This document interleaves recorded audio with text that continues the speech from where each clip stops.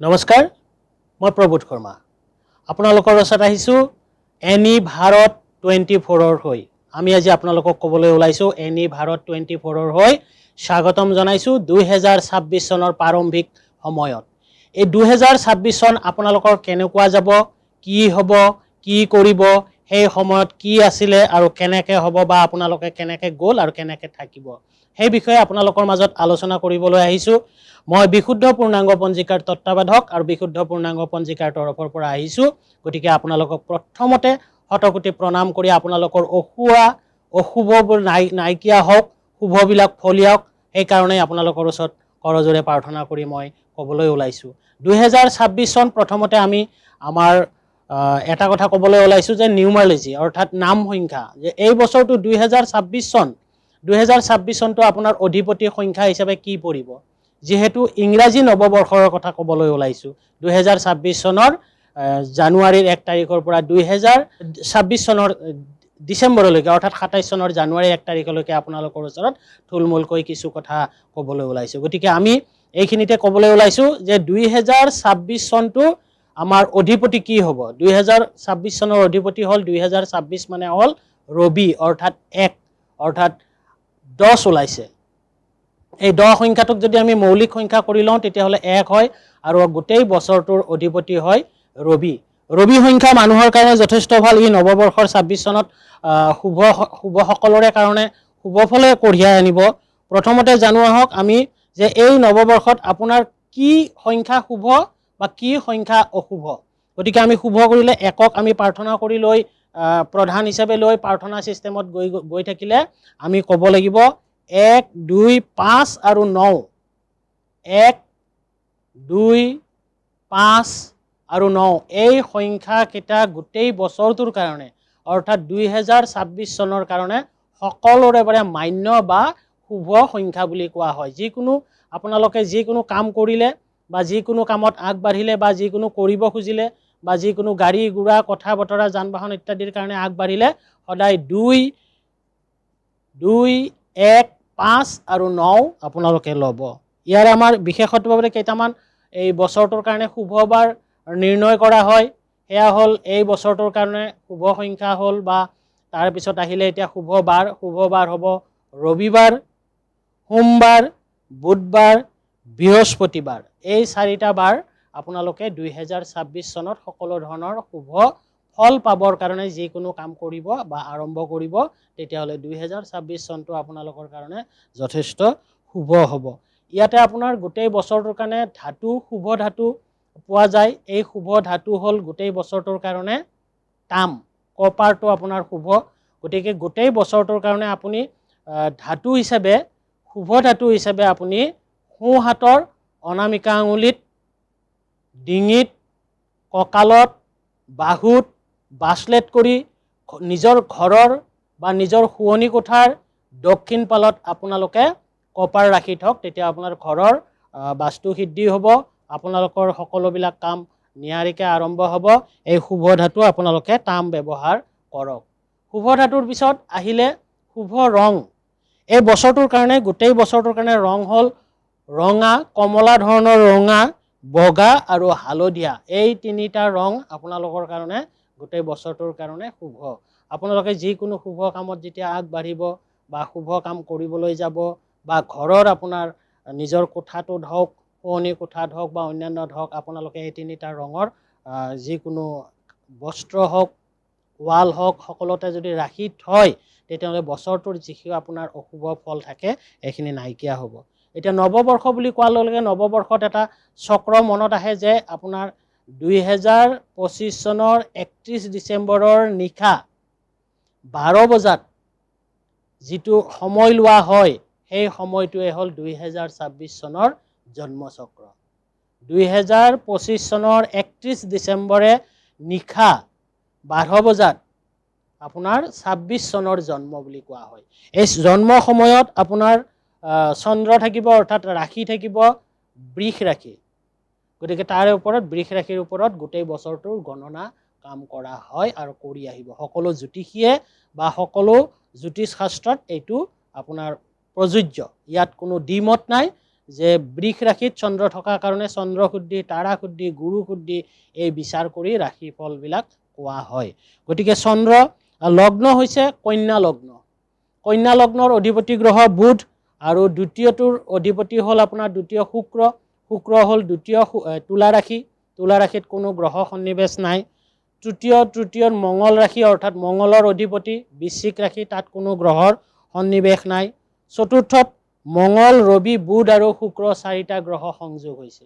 চতুৰ্থত চাৰিটা গ্ৰহ সংযোগ হোৱাৰ কাৰণে আপোনাৰ বছৰটোত বিশেষভাৱে এইবাৰ ধন, টকা পইচা, বিদ্যা, খেল এইবিলাকত সকলোৱে পাৰদৰ্শিতা কৰিব পাৰিব, পাৰদৰ্শিতা দেখাব পাৰিব। পঞ্চম হ'ল মকৰ ৰাশি। মকৰ ৰাশিৰ অধিপতি শনি। গতিকে শনি লগ্নৰ সপ্তমত আছে। গতিকে এই ক্ষেত্ৰত প্ৰতিভা বিকাশৰ ক্ষেত্ৰত বা সুসন্তান জন্ম দিয়াত সকলোৱে আগবাঢ়িব পাৰিব। 6 নম্বৰত আছে কুম্ভ ৰাশি আৰু তাত গ্ৰহ আছে ৰাহু। গতিকে ৰাহু নিচস্থ হৈ ষষ্ঠত থকাৰ কাৰণে সকলোৰে এইবাৰ অলপ সাৱধান থাকিব। সৰু সুৰা আঘাত, সৰু সুৰা বেমাৰ আৰু সৰু সুৰা ঘৰত অলপ অপায়মঙ্গল হোৱা সূচায়। কিন্তু ৰাহু 24 শতবিষা নক্ষত্ৰত থকাৰ কাৰণে প্ৰবল অশান্তি নহয়।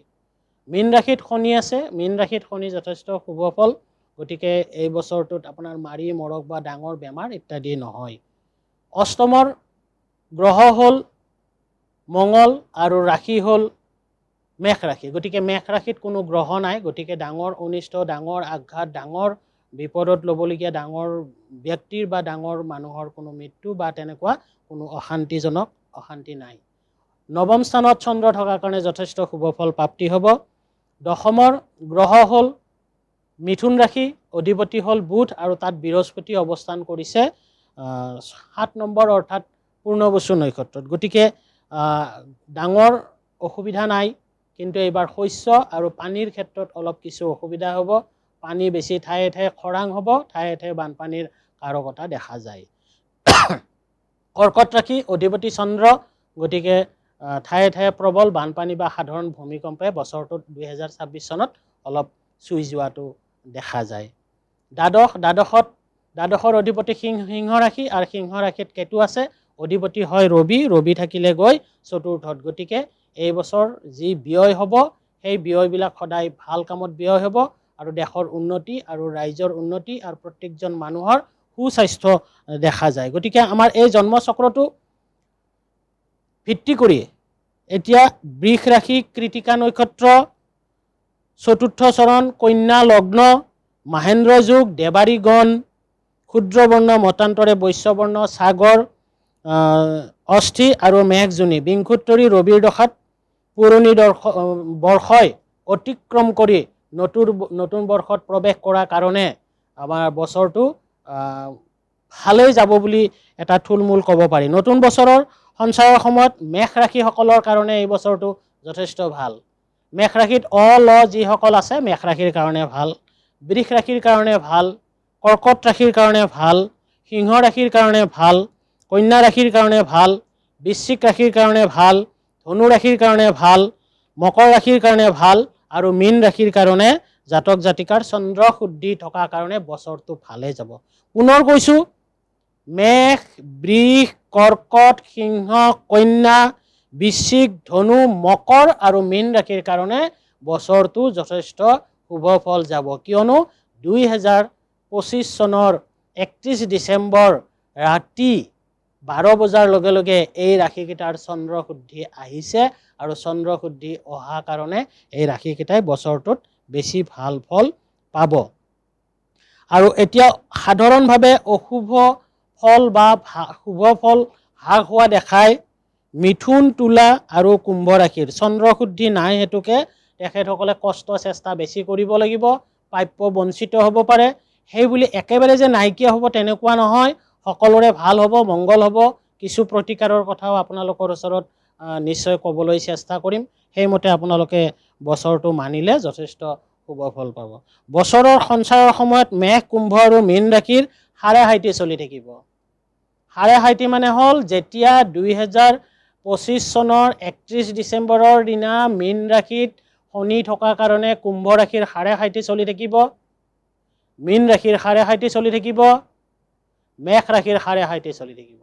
এই তিনিটা ৰাশিৰ সাৰে সাইতে চলি থকাৰ কাৰণে যিকোনো কষ্ট চেষ্টা শুভ ফল প্ৰাপ্তিৰ সময়ত অশুভ ফল আহিব, সৰু সুৰা শুভ কামত বাধা আহিব, বিবাহ বাণিজ্য কৰ্ম লাভৰ ক্ষেত্ৰত অসুবিধা হ'ব পাৰে।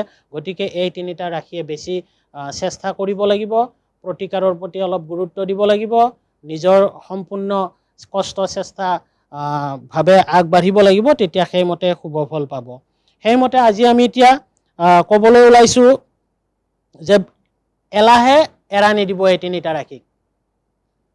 সাৰে সাইতি থাকিলে এলাহ বৃদ্ধি হয়। কুম্ভ, মীন আৰু মেঘ ৰাশিক এলাহে এৰা নিদিব। গতিকে সুফল সুসিদ্ধান্তৰ কাৰণে নিজে সাৱধান থাকিলে নিশ্চয় ভাল ফল পাব। এতিয়া আমি 12টা ৰাশিৰ বিষয়ে সাধাৰণভাৱে ক'বলৈ ওলাইছোঁ।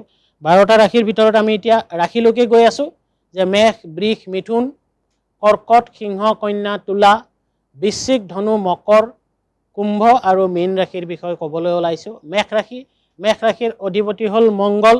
গতিকে মেঘ ৰাশিৰ এই বছৰটোৰ কাৰণে জাতক জাতিকাৰ কাৰণে নতুন কৰ্মৰ সুযোগ আহিব, শুভ ফল প্ৰাপ্তি হ'ব। যদিও সাৰে সাইতি থাকিব, প্ৰতিকাৰ কৰিলে আপোনালোকৰ কৰ্ম প্ৰাপ্তি হ'ব। সিদ্ধান্তৰ তীব্ৰ খেলি মেলিয়ে কৰ্ম জটিলতা সৃষ্টি কৰিব, কিয়নো মেঘ ৰাশিৰ সাৰে সাইতি চলি থাকিব। অৱশ্যে উপাৰ্জন বৃদ্ধি পাব, সম্পত্তি লাভ যোগ আছে। সম্পত্তিৰ ক্ষেত্ৰত মেঘ ৰাশিৰ কাৰণে কোনো অশুভ ফল নাই। প্ৰেমৰ ক্ষেত্ৰত প্ৰেম প্ৰণয়ত নতুন উদ্যম পাব, নতুন যোগাযোগ হ'ব। মনে বিচৰা বিপৰীত লিংগৰ সঁহাৰিয়ে সান্নিধ্য দিব আৰু যথেষ্ট শুভ ফল প্ৰাপ্তি হ'ব। আৰু বিবাহৰ ক্ষেত্ৰত প্ৰেমৰ মাজেৰে বিয়া হোৱাটোৰ যোগাযোগ খোজায়। বিদ্যাৰ্থীসকলৰ মনোবাঞ্ছাৰ পূৰ্ণৰ সময়। গতিকে বিদ্যাৰ্থীসকলে সুনাম কৰিব পাৰিব, বাবে সুনাম কৰিবৰ কাৰণে কোনো ধৰণৰ অসুবিধা। বিদেশত থকা বিদ্যাৰ্থীসকলৰ কিছু আহুকালে দেখা দিব, কিছু সৰু সুৰা অসুবিধাই দেখা দিব। যদিও প্ৰবল একো অশুভ নাই, তেখেতসকলে বিদ্যাৰ ক্ষেত্ৰত যথেষ্ট আগবাঢ়িব পাৰিব। মেঘ ৰাশিৰ কাৰণে বিদেশৰত বিদ্যাৰ্থীসকলৰ আহুকাল আছে, কিন্তু বিদ্যাত আগবাঢ়িব পাৰিব। স্বাস্থ্যৰ ক্ষেত্ৰত শুভ বুলিব নোৱাৰি, কিয়নো সাৰে সাইতি থাকিলে স্বাস্থ্যৰ ক্ষেত্ৰত সৰু সুৰা ৰোগে পীড়া কৰে আৰু সৰু সুৰা আঘাতো থাকে। গতিকে স্বাস্থ্যৰ ক্ষেত্ৰত আপোনালোকে সাৱধান থকাটো যথেষ্ট প্ৰয়োজন। অৱশ্যে প্ৰবল নহয়, কিয়নো মেঘ ৰাশি এই চক্ৰৰ সময়ত 2026 চনৰ আৰম্ভণিৰ সময়ত চতুৰ্থত থকাৰ কাৰণে যথেষ্ট শুভ ফল পাব। প্ৰায়ে পুৰণি ৰোগে কিন্তু কষ্ট দি থাকিব। পুৰণি ৰোগসমূহে কিছু কষ্ট দিয়া বুজায়। আত্মীয় স্বজনৰ সৈতে মনোমালিন্যৰ কাৰকতা দেখা যায়। মেঘ ৰাশিয়ে সাৱধান থকা উচিত। আত্মীয় স্বজনৰ লগত সুসম্পৰ্ক চলাই ৰাখিবলৈ চেষ্টা কৰিব। নিজৰ পিতৃ মাতৃ ভাতৃ ভগ্নী বা অন্যান্য বংশৰ মানুহৰ লগত যথেষ্ট মিলা মেচাৰে আগবাঢ়িবলৈ চেষ্টা কৰিব, বুজাবৰ কাৰণে অলপ আগবাঢ়িব, কিয়নো মনোমালিন্যৰ কাৰকতা আছে। এতিয়া মেঘ ৰাশিৰ প্ৰতিকাৰৰ বিষয়ে ক'বলৈ ওলাইছোঁ। মেঘ ৰাশিৰ পুৰুষ মহিলা প্ৰতিকাৰ উভয়ে গৈ থাকিম। তামৰ আঙুঠি অনামিকাত ধাৰণ কৰক আৰু সোঁ হাতত ধাৰণ কৰিব, আৰু পুৰুষ মহিলা সকলোৱে সোঁ হাতৰ অনামিকা আঙুলিত ধাৰণ কৰিব। আৰু যিসকলে আঙুঠি পিন্ধিবলৈ অসুবিধা বা কিবা অসুবিধা থাকে, তেতিয়াহ'লে তেখেতসকলে তামৰ খাৰু এপাত বাওঁ হাতত আৰু সোঁ হাতত পিন্ধিব পাৰে। মহিলাই বাওঁ হাতত আৰু পুৰুষে সোঁ হাতত পিন্ধিব পাৰে। তাৰপিছত মঙলবাৰে গৰুক আটাৰ ৰুটি আৰু গুৰ মিঠাই খুৱাব। গৰুক আটাৰ ৰুটি আৰু গুৰ মিঠাই খুৱাব। প্ৰতিদিনে হালধি গছত পানী দি প্ৰণাম কৰিব।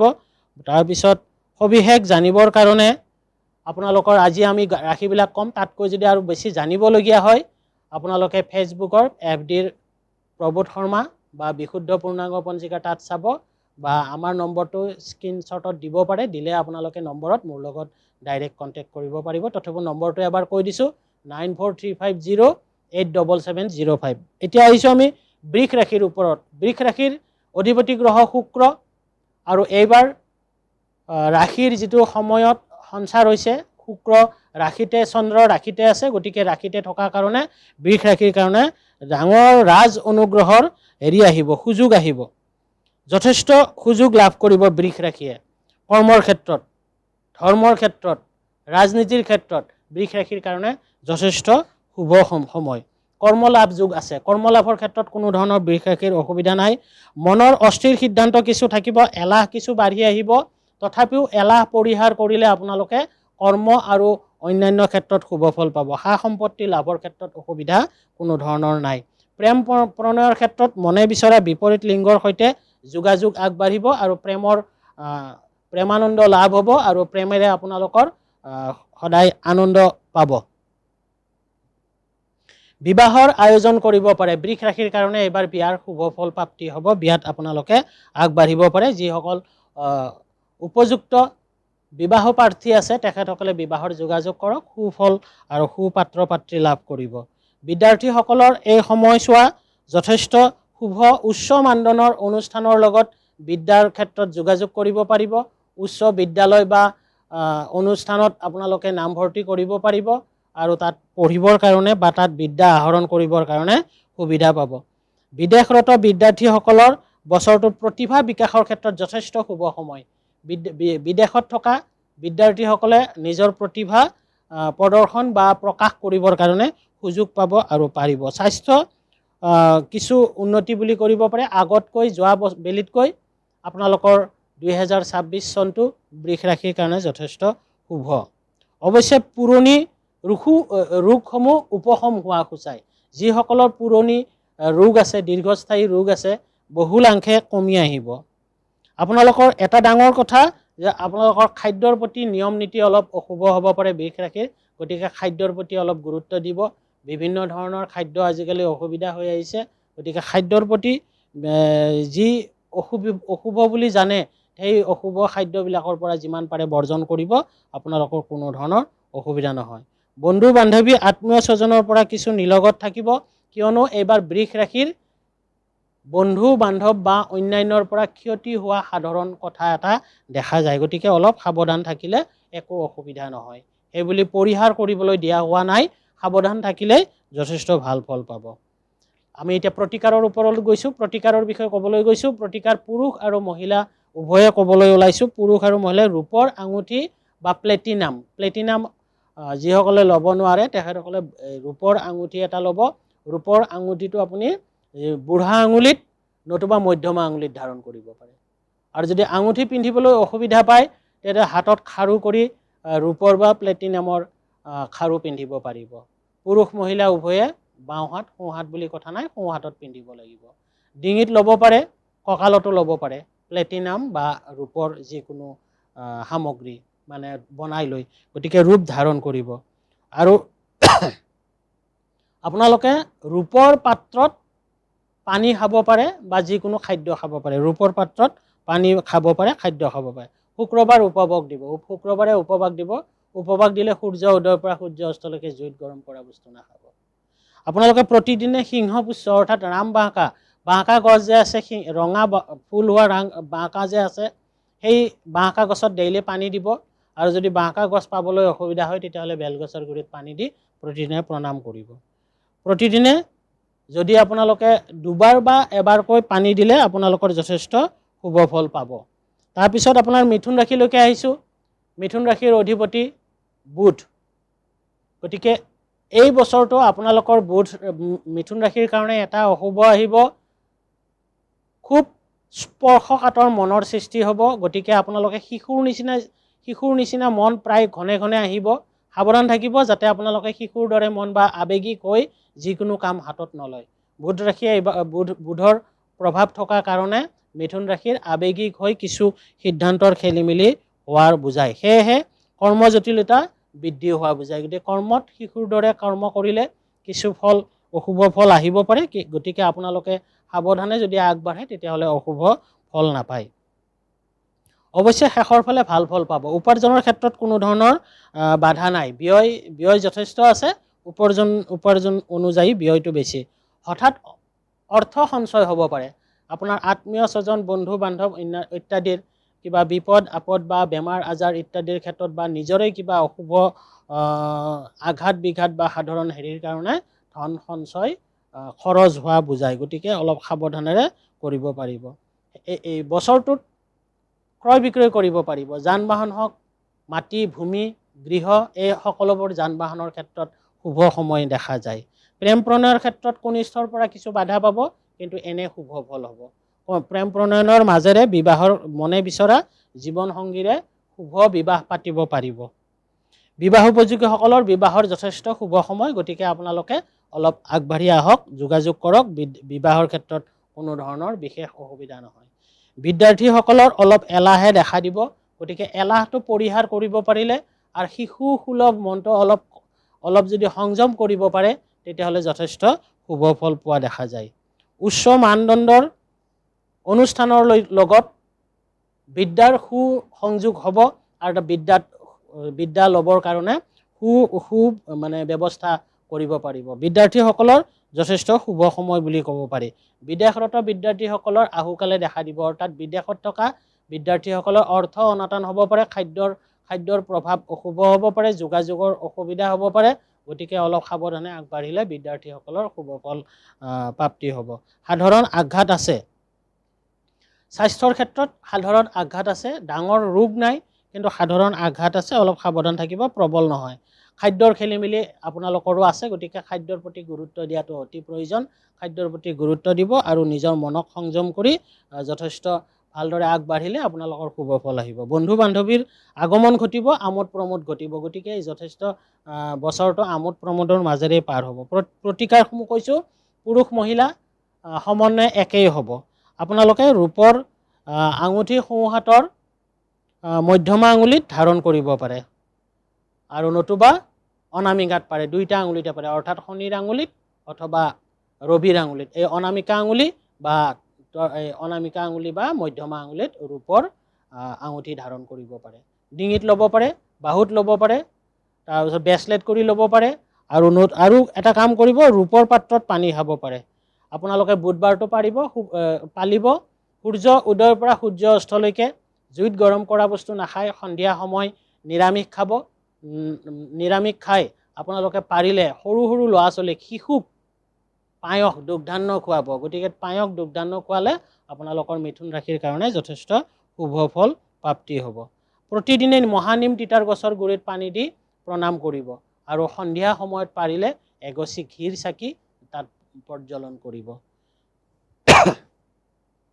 কৰ্কট ৰাশি, কৰ্কট ৰাশিৰ কথা ক'বলৈ ওলাইছোঁ। কৰ্কট ৰাশিৰ অধিপতি গ্ৰহ চন্দ্ৰ এইবাৰ লগ্নৰ ভাগ্যস্থানত বৃষ ৰাশিত চন্দ্ৰ অৱস্থান কৰিছে, গতিকে কৰ্কট ৰাশিৰ কাৰণে বছৰটোৰ সময় আপোনাৰ ভাল বুলি ক'ব পাৰি।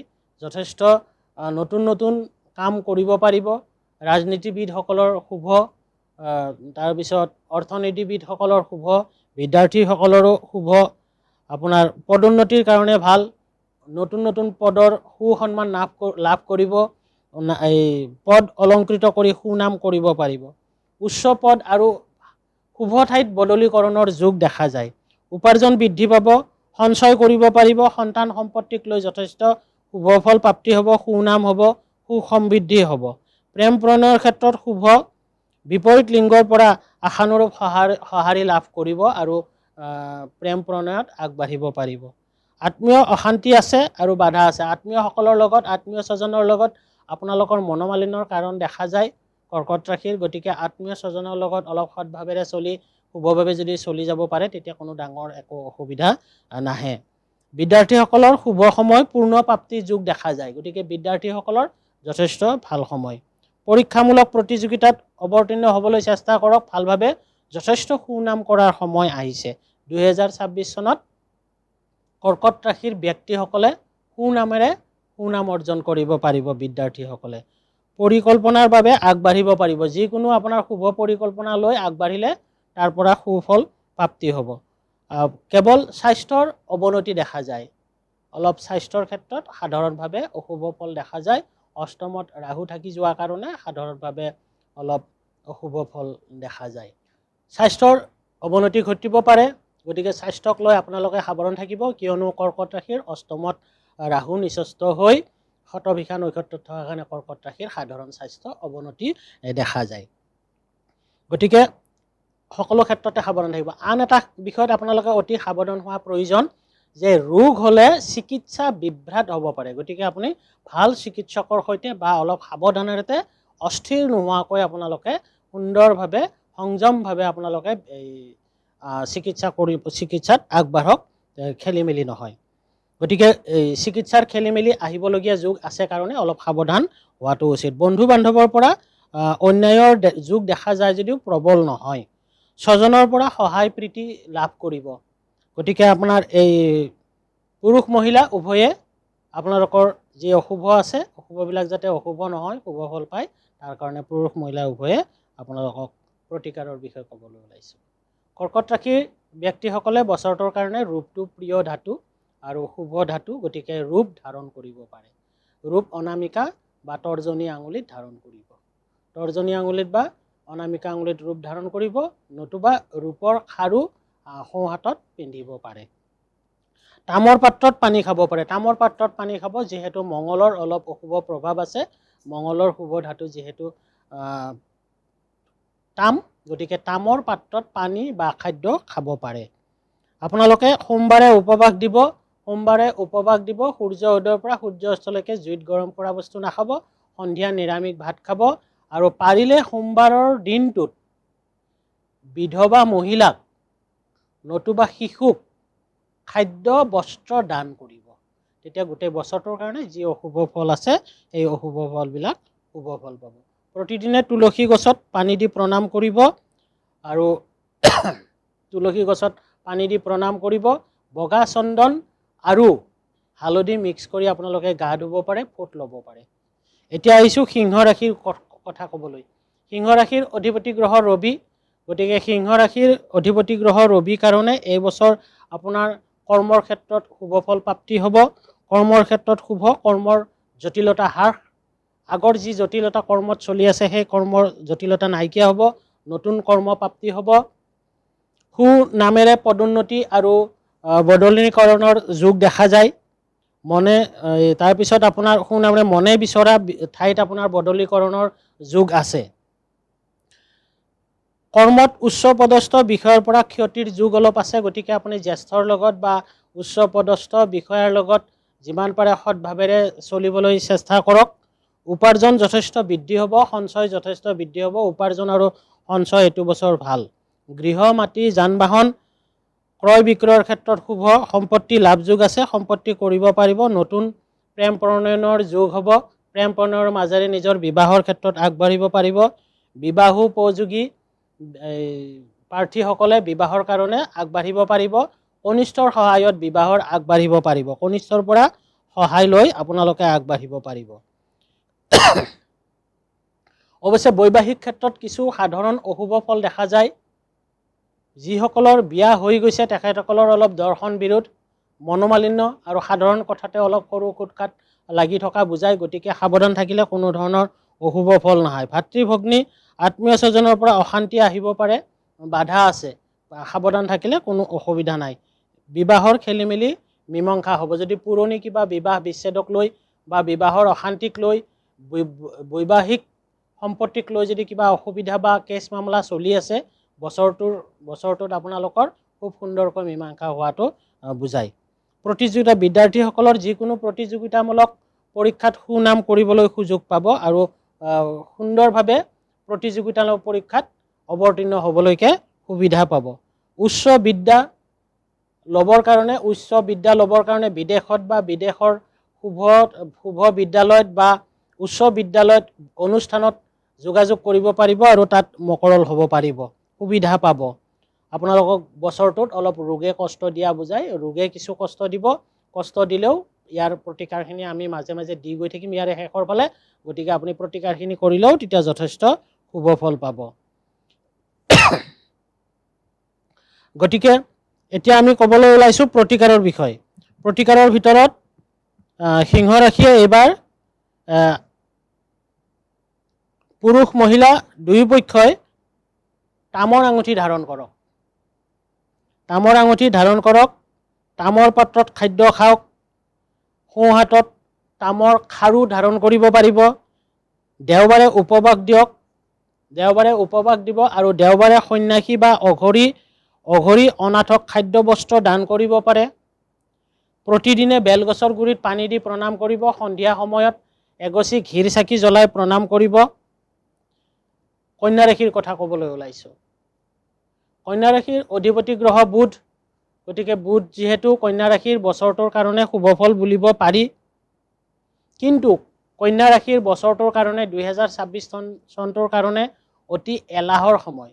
এলাহৰ কাৰণে আপোনালোকৰ বহুত সোণালী সুযোগ বা শুভ সুযোগ নাইকিয়া হ'ব পাৰে। গতিকে এলাহটো এৰিলে আপোনাৰ কৰ্মত যথেষ্ট শুভ ফল প্ৰাপ্তি হ'ব। নতুন কৰ্মৰ ক্ষেত্ৰত শুভ, নতুন কৰ্ম প্ৰাপ্তি, পুৰণি কৰ্মৰ জটিলতা হ্ৰাস, কৰ্মত সুনামেৰে পদোন্নতি লাভ আছে, বদলীকৰণৰ যোগ আছে, কৰ্ম বদলীকৰণ আছে, কৰ্মত নিম্নজনৰ পৰা অলপ অশান্তি ক্ষতিৰ যোগ আছে যদিও প্ৰবল নহয়। প্ৰচুৰ উপাৰ্জন হোৱা সময়, সঞ্চয় বৃদ্ধি হ'ব। গৃহ মাটি যান বাহন ক্ৰয় কৰিব পাৰিব, আৰু যদি গৃহ মাটি যান বাহন বা সম্পদক লৈ কিবা আপোনালোকৰ জটিলতা আছে, কেছ মামলা আছে, তেতিয়াহ'লে সেইবিলাক নিয়াৰিকৈ সম্পন্ন হ'ব বুলি এই বছৰটোত ক'ব পাৰি। সন্তানৰ ক্ষেত্ৰত শুভ, ভাতৃ ভগ্নী আত্মীয় স্বজনসকলৰ কাৰণে বছৰটো শান্তি লাভ কৰিব, সম্পত্তি লাভ কৰাৰ কাৰণ। গতিকে বিপৰীত লিংগৰ পৰা এই বছৰ সঁহাৰি পাব, বিপৰীত লিংগ বা প্ৰেমৰ ক্ষেত্ৰত শুভ ফল পাব। প্ৰেমৰ মাজেৰে বিবাহ হোৱা যোগ বুজায়, আৰু বৈবাহিক ক্ষেত্ৰত প্ৰবল বাধা নাই। সাধাৰণ অশান্তি আছে যদিও সাধাৰণ প্ৰতিকাৰেৰে সেই অশান্তিখিনি নাইকিয়া হ'ব। ভাতৃ ভগ্নী আত্মীয় স্বজন অশান্তিৰ বাধা আছে, বিবাহ বিচ্ছেদ বা মনোভাৱ যোগ তেনেকুৱা নাই। বিদ্যাৰ্থীসকলে সুনাম কৰিব পাৰিব। পুৰণি ৰোগে অলপ কষ্ট দিয়া বুজায়। সৰু সুৰা বাধা আছে, প্ৰবল বাধা নাই। গতিকে সাৱধান থাকিলে সকলো ধৰণৰ শুভ ফল প্ৰাপ্তি হ'ব বুলি ক'ব পাৰি। গতিকে প্ৰতিকাৰৰ বিষয়ে ক'বলৈ ওলাইছোঁ। প্ৰতিকাৰৰ বিষয়ে কোৱাৰ আগতে এটা কথা সাৱধান কৰি দিয়া উচিত, এই বছৰ কন্যা ৰাশিৰ আঘাত আছে। গতিকে আঘাত থাকিলে আপোনালোকে যিকোনো যান বাহন বা যিকোনো শাৰীৰিক ক্ষেত্ৰত সাৱধান হৈ থাকিব। শাৰীৰিক ক্ষেত্ৰত সাৱধান হৈ থাকিলে কোনো ধৰণৰ অসুবিধা নহয়। আন এটা বিষয় মন কৰিবলগীয়া কথা, এইবাৰ কন্যা ৰাশিৰ মানুহৰ বিষক্ৰিয়া হোৱা বুজায় বা চিকিৎসা বিভ্ৰাট হোৱা বুজায়। এই দুটা ক্ষেত্ৰত অলপ সাৱধান থাকিলে কোনো ধৰণৰ অশুভ ফল নহয়, শৰীৰ ক্ষতি নহয়, শুভ ফল পাব। আমোদ প্ৰমোদৰ সময়। গতিকে এতিয়া ক'বলৈ ওলাইছোঁ প্ৰতিকাৰৰ বিষয়। পুৰুষ মহিলা সকলোৰে পক্ষে একেই হ'ব। বছৰটোত প্লেটিনাম বা ৰূপ ধাৰণ কৰিব। সোঁহাতৰ মধ্যমা আঙুলি বা তৰ্জনী আঙুলিত ধাৰণ কৰিব পাৰিব। তাম অথবা ৰূপৰ পাত্ৰত পানী খাব পাৰিব। তাম অথবা ৰূপৰ পাত্ৰত পানী খাব। বুধবাৰ উপবাস পালন কৰিব। উপবাস দিলে সূৰ্য উদয়ৰ পৰা সূৰ্যাস্তলৈকে জুইত গৰম কৰা বস্তু নাখাই সন্ধিয়া সময় প্ৰাৰ্থনা কৰিব। অনাথ শিশু, বৃদ্ধ আৰু বৃদ্ধাসকলক আপোনালোকে বিশেষকৈ বুধবাৰে খাদ্য বস্ত্ৰ দান কৰিলে শুভ ফল প্ৰাপ্তি হ'ব। প্ৰতিদিনে হালধি গছত পানী দি প্ৰণাম কৰিব।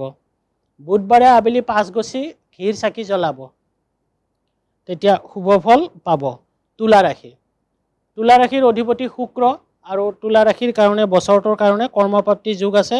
কৰ্মৰ প্ৰতি গুৰুত্ব বাঢ়ি আহিব। কৰ্মত সুনাম অৰ্জন হ'ব। কষ্ট চেষ্টাৰ ফলত সুলাভ কৰিব, প্ৰশংসা বুটলিবলৈ সক্ষম হ'ব। শেষৰ ফালে শত্ৰুৰ পৰা অলপ কৰ্মৰ জটিলতা বা কৰ্মত বাধা পোৱা যায়, বাধা পোৱা দেখা যায়। গতিকে তথাপিও বিশেষ অসুবিধা নাই, সাধাৰণ অশান্তি দেখা যায়। কৰ্মৰ ক্ষেত্ৰত পদোন্নতি আছে, বদলিৰ কাৰণে অলপ অশান্তি দিব পাৰে, পদোন্নতিয়ে শুভ ফল দেখা দিব। উপাৰ্জন আৰু সঞ্চয় বৃদ্ধি পাব। যান বাহন, ভূ মাটি ইত্যাদি ক্ৰয়ৰ ক্ষেত্ৰত অশুভ নাই। যান বাহন, ভূ মাটি ইত্যাদি, মাটি ভূমি ইত্যাদি ক্ৰয় বিক্ৰয়ৰ ক্ষেত্ৰত শুভ ফল পাব। পিতা মাতা ভাতৃ ভগ্নীৰ ক্ষেত্ৰত শুভ বুলিব পাৰি। আপোনাৰ পিতৃ মাতৃ ভাতৃ ভগ্নীৰ ক্ষেত্ৰত তুলা ৰাশিৰ কাৰণে বছৰটোত শুভ। বিপৰীত লিংগৰ প্ৰেম প্ৰণয়ৰ ক্ষেত্ৰত পূৰ্ণ সঁহাৰি লাভ কৰিব। গতিকে এই বছৰটোত প্ৰেমৰ মাজেৰে বিয়া হোৱাটো বুজায়। বিবাহ উপযোগীৰ বিবাহ হোৱা যথেষ্ট শুভ সময়। তুলা ৰাশিৰ ব্যক্তিসকলৰ এইবাৰ অবিবাহিতৰ বিয়া হোৱাৰ শুভ সময়। বিদ্যাৰ্থীসকলৰ সুনাম কৰিব পাৰিব। উচ্চ বিদ্যা লাভৰ কাৰণে যিকোনো পৰীক্ষাত অৱতীৰ্ণ হ'ব পাৰিব আৰু ভাল ফল দেখুৱাব পাৰিব। বিদেশত থকা বিদ্যাৰ্থীসকলৰ মাজত কিছু পৰিমাণে খেলি মেলি লাগিব। গতিকে বিদেশত থকা বিদ্যাৰ্থীসকলে আৰ্থিক হওক, যোগাযোগত হওক কিছু অশুভ ফল আহিব পাৰে, যদিও প্ৰবল নহয়। ৰোগীয়াসকলৰ কাৰণে বছৰটো অলপ অসুবিধা, যি পুৰণি ৰোগ থকা ব্যক্তিসকলৰ কাৰণে তুলা ৰাশিৰ কাৰণে অশুভ, তেখেতসকলে ৰোগবিলাক বেছিকৈ বৃদ্ধি হ'ব পাৰে। নতুন ৰোগৰ কাৰকতা নাই।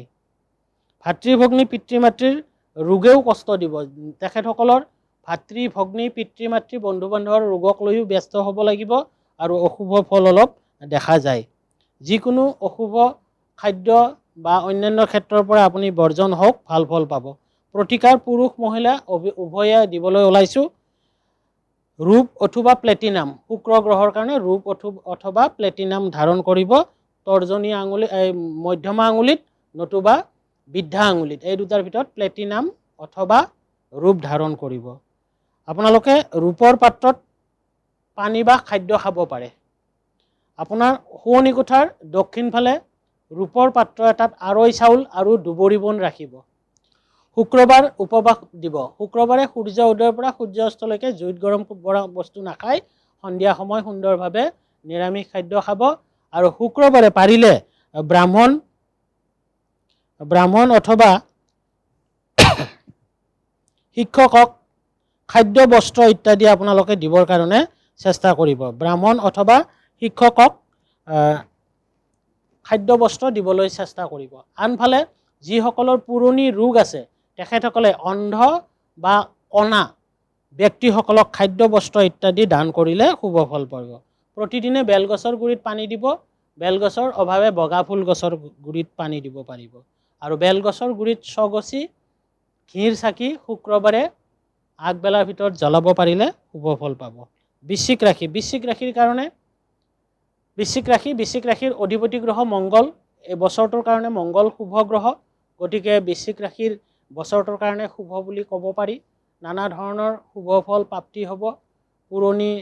পুৰণি অসুৱাবিলাক নাইকিয়া হ'ব, শুভ ফল প্ৰাপ্তি হ'ব। জাতক জাতিকাৰ নতুন কৰ্মৰ সন্ধান প্ৰাপ্তি হ'ব, নতুন কৰ্ম সন্ধান প্ৰাপ্তি হ'ব আৰু কৰ্ম প্ৰাপ্তি হ'ব, কৰ্ম প্ৰাপ্তি কৰিবলৈ সক্ষম হ'ব। কৰ্মত কষ্ট চেষ্টা যি কৰিব সেই ফল প্ৰাপ্তি হ'ব। গতিকে কৰ্মত কষ্ট চেষ্টা কৰিলে আপোনালোকে কৰ্ম প্ৰাপ্তি হ'ব। যিসকল নিবনুৱা আছে তেওঁলোকৰ কৰ্ম প্ৰাপ্তি হোৱা সূচায়। কৰ্মৰত ব্যক্তিসকলৰ পদোন্নতিৰ কাৰকতা দেখা যায়, বদলীকৰণৰ কাৰকতা দেখা যায়। কৰ্মোন্নতি আৰু বদলীকৰণে সুখ শান্তি গৃহত আনিব। হঠাৎ উপাৰ্জন বৃদ্ধি হোৱা যোগ বুজায়। সঞ্চয় হঠাৎ ক্ষয় হোৱা যোগ বুজায়। সঞ্চয় হঠাৎ ক্ষয় হ'ব পাৰে, গতিকে হঠাৎ সঞ্চয় ক্ষয় হ'ব লাগিলে প্ৰবঞ্চকৰ পৰা অলপ সাৱধান থাকিব। গতিকে ঠগ প্ৰবঞ্চকৰ পৰা অৰ্থ ব্যয় হ'ব পাৰে, গতিকে অলপ সাৱধান থাকিব। সা সম্পত্তিক লৈ কিছু বাধা আছে যদিও প্ৰবল নহয়। পুৰণি সা সম্পত্তিক লৈ যি কেছ মামলা চলি আছে সেয়া নিয়াৰী নহ'ব পাৰে, পূৰ্ণ সঁহাৰি লাভ নকৰিব পাৰে। কিন্তু প্ৰেমৰ ক্ষেত্ৰত শুভ ফল পাব। নতুন প্ৰেম বা পুৰণি প্ৰেমৰ ক্ষেত্ৰত, চলিত প্ৰেমৰ ক্ষেত্ৰত আপোনালোকে পূৰ্ণ সঁহাৰি পাব। জ্যেষ্ঠৰ পৰা কিছু বাধা আছে, প্ৰবল বাধা নহয়। তাৰপিছত বিবাহোপযোগী সকলে বিবাহৰ যোগাযোগ কৰিব পাৰে, বিবাহত শুভ ফল প্ৰাপ্তি হ'ব। সাৱধান থাকিব। বৈবাহিক লোকসকলে অভিমানৰ কাৰণে বৈবাহিক খেলিমেলি বা দৰ্শন বিৰোধ বা মনোমালিন্য বা অশান্তিয়ে দেখা দিব পাৰে। অভিমান বা আৱেগ অলপ ত্যাগ কৰিব। সাৱধান হোৱা প্ৰয়োজন। বিদ্যাৰ্থীসকলে শুভ ফল প্ৰাপ্তি কৰিব, শুভ ফল লাভ কৰিব পাৰিব। যিকোনো প্ৰতিযোগিতামূলক পৰীক্ষাত সুফল দেখুৱাব পাৰিব। খেল ধেমালি বা আমোদ প্ৰমোদৰ ক্ষেত্ৰত শুভ। আৰু বিদেশৰত বিদ্যাৰ্থীসকলৰ সু অৰ্জনৰ সময়, প্ৰতিভা বিকাশ কৰিব পাৰিব, নতুন উদ্ভাৱন কৰিব পাৰিব, তাৰ কাৰণে শুভ ফল প্ৰাপ্তি হ'ব। ৰোগীসকলে উচ্চ চিকিৎসাৰ কাৰণে আনৰ পৰা সহায় প্ৰাপ্তি হ'ব আৰু বিদেশত চিকিৎসা কৰিব পাৰিব। পিতামাতাৰ ৰোগে চিন্তাত পেলাব। পিতামাতাৰ ৰোগে কিছু ধন সঞ্চয় কৰিব, মনত অশান্তি দিব। ধৰ্মীয় উৎসৱ আৰু আমোদ প্ৰমোদ সুকলমেও ঘৰত বা নিজৰ হেৰিত অনুষ্ঠিত হ'ব। যিকোনো অশুভ খাদ্য সেৱন নকৰিব, কিয়নো মংগল অধিপতি হোৱাৰ কাৰণে বেয়া খাদ্যৰ প্ৰতি, অশুভ খাদ্যৰ প্ৰতি বেছি আসক্ত হ'ব পাৰে, গতিকে তাৰ পৰা বিৰত থাকিব। পুৰুষ মহিলা উভয়ে প্ৰতিকাৰৰ কথা কৈছোঁ। তাম অথবা তাম অথবা সোণৰ আঙুঠি ধাৰণ কৰিব পাৰে অনামিকা আঙুলি নতুবা তৰ্জনী আঙুলিত। সোঁহাতত তামৰ খাৰু ধাৰণ কৰিব পাৰে। তামৰ পাত্ৰত পানী বা যিকোনো খাদ্য খাব পাৰে। মঙলবাৰে উপবাস পালন কৰিব। মঙলবাৰে উপবাস দিওঁতে সূৰ্য উদয়ৰ পৰা সূৰ্য অস্তলৈকে জুইত গৰম কৰা বস্তু সেৱন নকৰিব। সন্ধিয়া সময়ত নিৰামিষ আহাৰ গ্ৰহণ কৰিব। গুড় আৰু আটাৰ ৰুটি বনাই গৰুক খুৱাব। প্ৰতিদিনে হালধি গছৰ গুৰিত পানী দি প্ৰণাম কৰিব। মঙলবাৰে সন্ধিয়া ভাগত নগছি ঘিৰ চাকি গোহালিত অথবা শোৱনি কোঠাৰ উত্তৰ দিশত জ্বলাব। ধনু ৰাশিৰ অধিপতি গ্ৰহ বৃহস্পতি আৰু এইবাৰ বৃহস্পতি হ'ল আমাৰ 2026 চনৰ আৰম্ভণিতে বৃহস্পতি দ্বিতীয়ত থকাৰ কাৰণে আৰু ধনু ৰাশি অষ্টমত থকাৰ কাৰণে শুভাশুভ দুইটা ফলে প্ৰাপ্তি কৰিব। ধনু ৰাশিৰ জাতক জাতিকাৰ অনুযায়ী কৰ্ম লাভ যোগ যথেষ্ট আছে। এইবাৰ নতুন কৰ্ম লাভ যোগ আছে। কৰ্ম ব্যস্ততা বৃদ্ধি পাব। এইবাৰ কৰ্মৰ ব্যস্ততা বৃদ্ধি পাব। ব্যস্ততা অনুযায়ী উপাৰ্জন কিছু কমি থাকিব। এলাহৰ বাবে কৰ্মপ্ৰাপ্তিত কিছু গ্লানি আহিব পাৰে, গতিকে অধিকাৰ হেৰাব পাৰে, গতিকে সাৱধান থাকিব। এলাহ পৰিত্যাগ কৰিব। কৰ্ম পদোন্নতি আছে। কৰ্ম বদলীকৰণত ক্ষতি আছে। গতিকে অলপমান সাৱধানে থাকিলে একো অসুবিধা নহয়। প্ৰবঞ্চকৰ দ্বাৰা ধন হানিৰ যোগ আছে, সাৱধান থাকিব। সঞ্চয় হ্ৰাস পাব পাৰে। সা সম্পত্তি লাভ যোগ আছে। নিজৰ যান বাহন, ভূমি, গৃহ, মাটি এইবিলাক কৰিবৰ কাৰণে এই বছৰটোত সুবিধা পাব। গুপুত প্ৰেম যদি আছে তাৰ পৰা আপোনালোকে যিমান পাৰে অলপ এৰাই চলিব, কিয়নো প্ৰেমৰ দ্বাৰা এইবাৰ ক্ষতিৰ কাৰকতা আছে বা অশান্তি আছে বা জ্যেষ্ঠৰ পৰা প্ৰেমত বাধা আহিব বা অপবাদ অপমানিত হ'ব পাৰে। গতিকে প্ৰেমৰ পৰা কিছু সাৱধান হোৱা প্ৰয়োজন ধনু ৰাশিৰ ব্যক্তি হ'লে। বিবাহ উপযোগী ব্যক্তিসকলৰ কাৰণে বছৰটো যথেষ্ট শুভ। বিবাহৰ ক্ষেত্ৰত শুভ ফল পাব।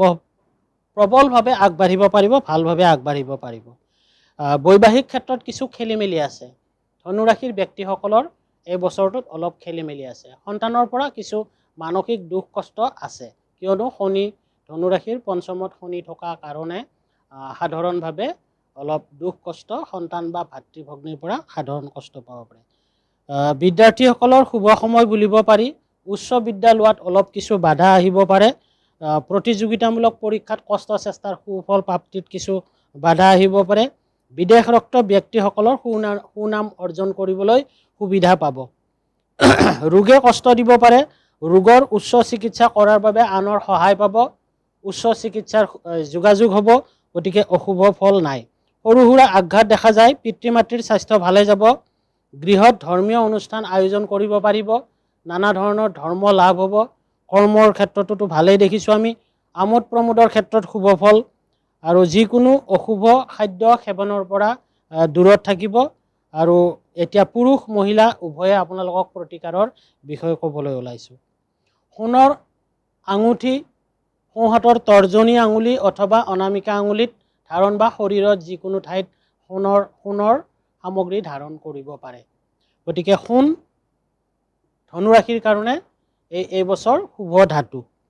তাৰপিছত নতুবা যিসকলে সোণ ধাতু ল'বলৈ অপৰাগ বা ল'বলৈ কষ্ট বা অসুবিধা পায়, তেখেতলোকে তিনিটা ধাতু লগাই ল'ব পাৰে। তিনিটা ধাতুৰে ত্ৰিধাতু বুলি যিটো কয়, সেই তিনি ধাতু ল'ব। সোণৰূপ তামেৰে আপোনাৰ গঢ়াই এটা আঙুঠি ল'ব পাৰে। তামৰ পাত্ৰত খাদ্য খাব। গোটেই বছৰটোৰ কাৰণে সকলোৱে তামৰ পাত্ৰত পানী খোৱাটো বা খাদ্য খোৱাটো এই বছৰৰ কাৰণে 2026 চনৰ কাৰণেতো অতি প্ৰয়োজন। প্ৰতিদিনে হালধি গছত পানী দি প্ৰণাম কৰিব। বৃহস্পতিবাৰে সন্ধিয়া ভাগত 3 গছি ঘিৰ চাকি হালধি গছৰ গুৰিত দি প্ৰণাম কৰিব আৰু ঈশ্বৰৰ চিন্তা কৰিব, যথেষ্ট ভাল ফল পাব। এই হালধি গছ পদূলি মুখত বা নিজৰ ঘৰত ৰুব পাৰিব বা ৰাখিব পাৰিব। আৰু যিসকল ব্যক্তিৰ ধনু ৰাশিৰ ব্যক্তিৰ বৈবাহিক খেলি মেলি হয়, তেখেতসকলে আহঁত গছত বৃহস্পতিবাৰে 108 টুকুৰা হালধিৰে গঠা মালা বৃহস্পতিবাৰে আৰি দিব আৰু আৰি দি তাত প্ৰণাম কৰি বৈবাহিক যাতে শান্তি পায় তাৰ কাৰণে কামনা কৰিব, শুভ ফল পাব। আৰু সবিশেষ জানিব লাগিলে আমাৰ প্ৰভুত শৰ্মা নামৰ আৰু বিশুদ্ধ পূৰ্ণাংগ পঞ্জীকৰণৰ এফবিত আপোনালোকে চালে গোটেইখিনি সবিশেষ পাব। আৰু নতুবা ফোন নম্বৰ 9435087705 পাব। এতিয়া মকৰ ৰাশিৰ জাতক জাতিকাৰ বিষয়ে ক'বলৈ ওলাইছোঁ। মকৰ ৰাশিৰ অধিপতি গ্ৰহ শনি। এই বছৰ ৰাশিগত শনি মীন ৰাশিত আছে, যথেষ্ট ভাল প্ৰভাৱত আছে, শুভ প্ৰভাৱত আছে। গতিকে মকৰ ৰাশিৰ তৃতীয়ত শনি থকা কাৰণে বছৰটোৰ বেছিভাগ সময় ভালেই বুলি ক'ব পাৰি। যিকোনো নতুন কৰ্মৰ সন্ধান প্ৰাপ্তি হ'ব, কৰ্মপ্ৰাপ্তি হ'ব, কৰ্মত শুভ ফল লাভ কৰিব। কৰ্মস্থানত শত্ৰুৱে কিছু অশান্তি দিব, প্ৰবল নহয়, শত্ৰুৱে একো কৰিব নোৱাৰে, কৰ্মপ্ৰাপ্তি হ'ব। কৰ্ম ব্যৱস্থাৰ কাৰণে গৃহত অলপ কিছু অশান্তি হ'ব। কৰ্ম ব্যৱস্থা ব্যস্ততা অতি বৃদ্ধি পাব কাৰণে গৃহত আপোনাৰ আত্মীয় স্বজন বা অন্যান্য মানুহৰ লগত যোগাযোগ অলপ কিছু কমিব পাৰে, তাৰ কাৰণে অলপ সাৱধান থাকিব। মনৰ বিপৰীতে কৰ্ম বদলীকৰণ আছে, গতিকে বদলীকৰণক লৈ অলপ অশান্তি পাব পাৰে।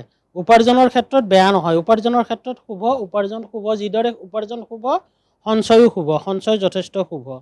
সা সম্পত্তিৰ যোগ আছে। এই বছৰত আপুনি নতুন সা সম্পত্তি ক্ৰয় কৰিব পাৰিব। যান বাহন, মাটি, ঘৰ ইত্যাদি আপুনি ক্ৰয় কৰিব পাৰিব। প্ৰেম প্ৰণয়ৰ ক্ষেত্ৰত কনিষ্ঠৰ পৰা বাধা আহিব। কনিষ্ঠৰ পৰা সাধাৰণ বাধা যদিও প্ৰবল বাধা নহয়। প্ৰেম প্ৰণয়ৰ ক্ষেত্ৰত শুভ ফল, প্ৰেমানন্দ, প্ৰেমাস্পদৰ কাৰকতা দেখা যায়। বিবাহৰ যোগাযোগত বিপৰীত মনৰ বিপৰীতে হোৱা সূচায়। বিবাহ পাতো নাপাতোকৈ মনৰ খুদুৱনি খেলি মেলি থাকিব যদিও বিয়াখন সুন্দৰকৈ পাৰ হৈ যাব। গতিকে অলপ সাৱধানতাৰে সুসিদ্ধান্তৰ মাজত আহিবৰ কাৰণে চেষ্টা কৰিব। বৈবাহিক ক্ষেত্ৰত শুভ ফল প্ৰাপ্তি হ'ব। বিবাহ বৈবাহিক ক্ষেত্ৰত শুভ ফল দেখা যায়। বিবাহৰ ক্ষেত্ৰত মনৰ বিপৰীতে যোগাযোগ বা সিদ্ধান্তৰ খেলি মেলিত বিবাহ হোৱা সূচায়। গতিকে কিছু অশান্তি হ'ব পাৰে। গতিকে সিদ্ধান্তৰ ক্ষেত্ৰত আপুনি ভালদৰে আগবাঢ়িলে কোনো ধৰণৰ অসুবিধা নাপায়। বিদ্যাৰ্থীৰ মধ্যম, কষ্টৰ মূৰত শুভ ফল প্ৰাপ্তি হ'ব। বিদ্যাৰ্থীসকলৰ মধ্যম বুলিব পাৰি শুভ ফল। বিদেশত থকা বিদ্যাৰ্থীসকলৰ শুভ ফল প্ৰাপ্তিৰ সময়। উচ্চ শিক্ষা প্ৰতিষ্ঠানৰ বিদ্যা আহৰণৰ ক্ষেত্ৰত সুযোগ পাব। প্ৰতিযোগিতামূলক পৰীক্ষাত বাধা নাই। যিকোনো প্ৰতিযোগিতামূলক পৰীক্ষা দিবলৈ গ'লে তাত কোনো ধৰণৰ বাধা নাই। পিতৃ মাতৃ হঠাৎ অসুস্থ হ'ব পাৰে, তাৰ কাৰণে ধন সঞ্চয় বা মনৰ অশান্তি বা যোগাযোগৰ কিছু অসুবিধা আহিব পাৰে। আপোনাৰ নিজৰ পুৰণি ৰোগে কষ্ট দিয়াৰ সম্ভাৱনা আছে। সাধাৰণ আঘাত যোগ আছে। সাধাৰণ আঘাত যোগে কিছু কষ্ট দিব পাৰে। ধৰ্মীয় অনুষ্ঠান আয়োজন কৰিব পাৰিব। উৎসৱ আমোদ প্ৰমোদ ইত্যাদি ভোগ কৰিব। খেল ধূল ইত্যাদিৰ ক্ষেত্ৰত আপোনাৰ কাৰণে ভাল। পুৰুষ মহিলা উভয়ে প্ৰতিকাৰটো ক'বলৈ ওলাইছোঁ। প্ৰতিকাৰৰ ভিতৰত লৌহ অথবা সীহ ধাৰণ কৰিব সোঁহাতৰ মাজৰ আঙুলিত, মধ্যমা আঙুলিত, নতুবা খাৰু আকাৰেও ল'ব পাৰিব বা তিনিটা ধাতু লগাই সোণ ৰূপ তাম লগাইও সোঁহাতৰ মধ্যমা আঙুলিত বা খাৰু কৰি পিন্ধিব পাৰিব। তাৰপিছত শনিবাৰে উপবাস দিব। শনিবাৰে উপবাস দি সূৰ্য উদয়ৰ পৰা সূৰ্য অস্তলৈকে জুইত গৰম কৰা বস্তু নাখাব। শনিবাৰে পাৰিলে উন্মাদ লোকক খাদ্য বস্ত্ৰ দান দিবলৈ চেষ্টা কৰিব বা খোৰা পংগু মানুহক খাদ্য বস্ত্ৰ দান দিবলৈকে চেষ্টা কৰিব। দিব পাৰিলে যথেষ্ট ভাল। তাৰপিছত মহানিম তিতাৰ গছত প্ৰতিদিনে পানী দি প্ৰণাম কৰিব। সন্ধিয়া ভাগত 8 গছি মিঠাতেলৰ চাকি, সন্ধিয়া সময় এটা আছে 5 বজাৰ পৰা 8 বজাৰ ভিতৰত সন্ধিয়া মিঠাতেলৰ চাকি 8 গছি জ্বলাব লাগে। আৰু কুম্ভ ৰাশিৰ অধিপতি গ্ৰহ শনি আৰু কুম্ভ ৰাশিৰ বছৰটোত এইবাৰ সাড়ে হাইটি চলি থাকিব। গতিকে কুম্ভ ৰাশিৰ সকলোৰে প্ৰতি প্ৰায় ঘাত প্ৰতিঘাতৰ মাজেৰে আগবঢ়া বুজায়। গতিকে সকলো ক্ষেত্ৰতে সাৱধান থকাটো অতি প্ৰয়োজন। কুম্ভ ৰাশিৰ ৰাশিতে এইবাৰ ৰাহু আছে, সপ্তমত কেতু আছে, দ্বিতীয়ত শনি আছে। গতিকে শুভ বুলি ক'ব নোৱাৰি। বৃহস্পতিও অশুভ। গতিকে কুম্ভ ৰাশিৰ ব্যক্তিসকলে যথেষ্ট সাৱধানতাৰে আগবঢ়াটো অতি প্ৰয়োজন। কৰ্মব্যস্ততাৰ কাৰণে গৃহত কিছু অশান্তি হ'ব পাৰে। কৰ্মৰ জটিলতা বাৰে কৰ্মৰ জটিলতা হ'ব পাৰে। কৰ্মপ্ৰাপ্তিত প্ৰাপ্য বঞ্চিত হ'ব পাৰে। কৰ্মৰ ক্ষেত্ৰত আপোনাৰ প্ৰতিকাৰ কৰিলে হয়তো পাব পাৰে বা আপোনাৰ আস্থাৰে আগবাঢ়িলে প্ৰাপ্তি হ'ব। এনে বছৰটোৰ কাৰণে কৰ্মৰ ক্ষেত্ৰত অশুভ। কৰ্ম বদলীকৰণে যথেষ্ট ক্ষতি কৰিব পাৰে, অশান্তি কৰিব পাৰে। সেইবুলি বছৰটোত উচ্চ কৰ্মপ্ৰাপ্তি বা উচ্চ পদোন্নতি যোগ দেখা যায়। প্ৰেম প্ৰণয়ৰ ক্ষেত্ৰত শুভ বুলিব পাৰি। প্ৰেম প্ৰণয়ৰ ক্ষেত্ৰত শুভ। বছৰৰ প্ৰথম ভাগত 3 মাহ ভাল নহয়, তাৰে পিছত বাকী 9 মাহ প্ৰেম প্ৰণয়নৰ ক্ষেত্ৰত ভাল প্ৰেম প্ৰণয়নৰ মাজেৰে বৈবাহিক ক্ষেত্ৰত বিবাহৰ ক্ষেত্ৰত আগবাঢ়িব পাৰিব শুভ ফল প্ৰাপ্তি হ'ব গতিকে বিবাহৰ ক্ষেত্ৰত আগবাঢ়িবৰ কাৰণে কোনো অসুবিধা নাই বিবাহৰ ক্ষেত্ৰত আগবাঢ়ক সঞ্চয় বৃদ্ধি পাব উপাৰ্জন বৃদ্ধি পাব বিপৰীত লিংগৰ পৰা সঁহাৰি লাভ কৰাটো দেখা যায় বিপৰীত লিংগৰ পৰা সঁহাৰি লাভ কৰিব আৰু বিপৰীত লিংগৰ পৰা যথেষ্ট সহায়ৰ কাৰণে হাৰে হাইটিৰ কিছু ফল নাইকিয়া হ'ব আলোচনা মাধ্যমেৰে গৈ থাকিলে আপোনালোকৰ হাজবেণ্ড মানে স্বামী স্ত্ৰীৰ মাজত সৎভাৱেৰে আগবাঢ়ি গৈ থাকিলে হাৰে হাইটিৰ কিছু ফল কমে বুলি কোৱা হয় বিদেশৰত বিদ্যাৰ্থীসকলৰ শুভ ফল তেওঁলোকে বিদেশত সুনাম অৰ্জন কৰিব পাৰে উচ্চ শিক্ষাৰ বাবে ৰাজ অনুগ্ৰহপ্ৰাপ্ত বা আত্মীয় স্বজন সকলৰ পৰা সাহায্য প্ৰাপ্তি হ'ব প্ৰতিযোগিতামূলক পৰীক্ষাত অৱতীৰ্ণ হ'বলৈ সুযোগ পাব সাধাৰণ আঘাত আছে প্ৰবল আঘাত নহয় গৃহত ধৰ্মীয় অনুষ্ঠান কৰিব পাৰিব উৎসৱ আমোদ প্ৰমোদ উপভোগ কৰিব পাৰিব যিকোনো অশুভ খাদ্য সেৱনৰ পৰা বৰ্জন কৰিব কিয়নো হাৰে হাইটি থকা অৱস্থাত খাদ্য বিষক্ৰিয়া হোৱা বুজায় খাদ্যৰ পৰা অশান্তি হোৱা বুজায় খাদ্যৰ পৰা অশুভ ফল হোৱা বুজায় গতিকে খাদ্য সেৱনত বা খাদ্য গ্ৰহণৰ ক্ষেত্ৰত আপোনালোকে যথেষ্ট সতৰ্ক হোৱা প্ৰয়োজন পুৰুষ মহিলা উভয়ে প্ৰতিকাৰ ক'বলৈ ওলাইছোঁ লৌহ অথবা অষ্টধাতুৰ আঙুঠি সোঁহাতৰ মাজৰ আঙুলিত মধ্যমা আঙুলিত ধাৰণ কৰিব তামৰ পাত্ৰত খাদ্য খাব অথবা লোহা ধাতু কঁকালত বাহুটো ধাৰণ কৰিব পাৰে আপোনালোকে শনিবাৰে উপবাস দিব শনিবাৰে উপবাস দিব বা পালন কৰিব আৰু খোৰা লেঙেৰা এনেকুৱা লোকক খাদ্য দান দিব উন্মাদক খাদ্য দান দিব বস্ত্ৰ দান দিব এই কৰিলে শুভ ফল প্ৰাপ্তি হ'ব প্ৰতিদিনে মহানিম তিতাৰ গছত গুৰিত পানী দিব প্ৰায় মকৰ ৰাশিৰ লগত প্ৰায় কুম্ভ ৰাশি একেই পানী দিব সন্ধিয়া 5 বজাৰ পৰা 8 বজাৰ ভিতৰত মিঠাতেলৰ চাকি 8 গুছি জ্বলাব আৰু প্ৰতিদিনে শনি মন্দিৰত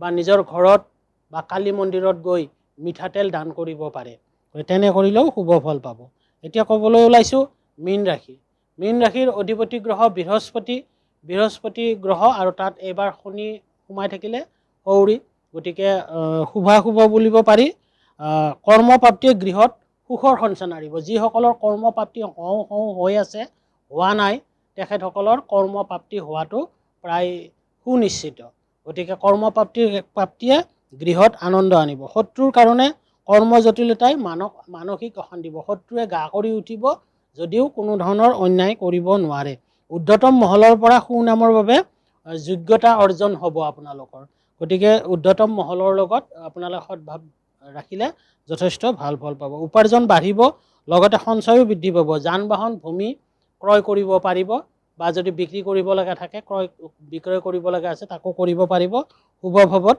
আপোনালোকৰ গুপুতে যিসকলৰ প্ৰেম প্ৰণয় হৈছে তেওঁলোকে অশান্তি পাব তেওঁলোকে যথেষ্ট অপমানিত হ'ব লাগিব পাৰে এনে সাধাৰণভাৱে বৈধ প্ৰেমৰ ক্ষেত্ৰত যথেষ্ট ভালৰ সময় আৰু প্ৰেমৰ মাজেৰে বিবাহৰ ক্ষেত্ৰত আগবঢ়া সূচায় সুকলমে আগবাঢ়িব বিবাহ বৈবাহিক ক্ষেত্ৰত সুখ আৰু বিবাহ উপযোগী ব্যক্তিসকলৰ বিবাহ হোৱা সূচায় গতিকে বিবাহৰ ক্ষেত্ৰত কোনো ধৰণৰ ডাঙৰ অসুবিধা নাই বৈবাহিক ক্ষেত্ৰত পুৰুষ মহিলা উভয়ে দুয়ো পক্ষৰে মনোমালিন্যৰ কাৰকতা দুইজনৰে বুজাবুজিৰ অভাৱ হ'ব পাৰে আবেগ অনুভূতিৰ কাৰণে কিছু অৰিয়া লাগিব পাৰে সাধাৰণ আছে গতিকে প্ৰবল হ'বলৈ নিদিব গতিকে বৈবাহিক মনোমালিন্যৰ কাৰকতা যোগ আছে সাৱধানে থকাৰ উচিত স্বাস্থ্যৰ প্ৰতি ক'বলৈ গ'লে স্বাস্থ্য হঠাৎ ক্ষতি হোৱাৰ যোগ আছে হাৰে হাইটি যোগ চলি থকাৰ কাৰণে গতিকে স্বাস্থ্যৰ প্ৰতি সম্পূৰ্ণ গুৰুত্ব দিব আৰু আঘাতৰ যোগ আছে সাধাৰণভাৱে শনি ৰাশিতে থকাৰ কাৰণে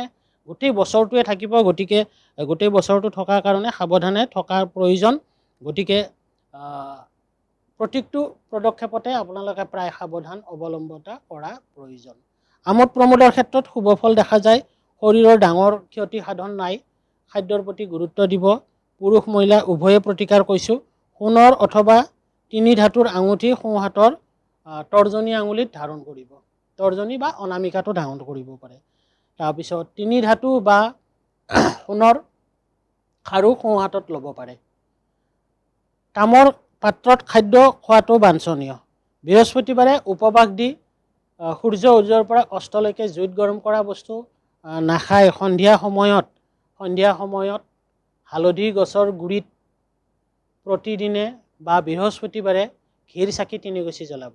প্ৰতিদিনে হালধি গছৰ গুৰিত পানী দি প্ৰণাম কৰিব। তাৰপিছত ব্ৰাহ্মণ অথবা শিক্ষকক খাদ্য বস্ত্ৰ বা আনন্দ মনেৰে দান দক্ষিণা ইত্যাদি কৰিব। তেনে কৰিলে শুভ ফল পাব। গতিকে এইখিনিয়ে আমাৰ আজি 12টা ৰাশিৰ শুভ ফল। গতিকে বছৰটো সকলোৰে শুভ হওক আৰু বছৰটোৰ অশুভবিলাক নাইকিয়া হওক।